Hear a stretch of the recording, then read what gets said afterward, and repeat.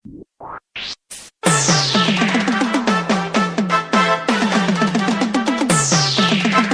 सुन रहे हैं सिंगर नरेश कुमार को। आप सुन रहे हैं सिंगर नरेश कुमार को। सुखेत गाँव, सुखेत गाँव।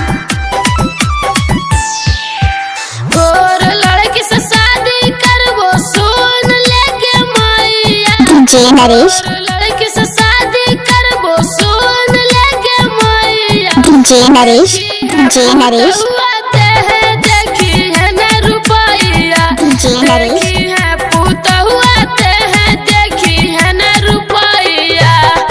मिक्स बाय सुखेत गाँव, मिक्स बाय सुखेत गाँव।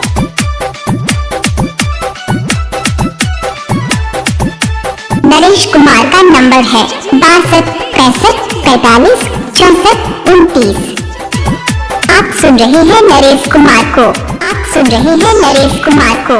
की कहियो मैया लुदनक मौकी दहगार। डीजे नरेश, डीजे नरेश, ललका पड़ गेलै भारी। Naresh DJ, Naresh DJ. की कहियो मैया लुदनक मौकी दहगार। तिलक दहेज ललका पड़ गेलै भारी। रहत सुखेत गाँव, सुखेत गाँव। काम करते गे मैया। रहते खानदानी घर के काम करते गे मैया। डीजे नरेश, डीजे नरेश, देखी है न रुपैया। देखी है पुतहुआते हैं, देखी है न रुपैया। मिक्स बाय सुखेत गाँव, मिक्स बाय सुखेत गाँव। क्या नाम है आपका? डीजे नरेश, नरेश भैया। क्या नाम है आपका? डीजे नरेश, नरेश भैया। आप सुन रहे हैं नरेश कुमार को। पढ़ल लिखल रहते मैया उता समझदार गे। डीजे नरेश, इज्जत करते हमरा घर परिवार गे। सुखेत गाँव, सुखेत गाँव। परिवार गे।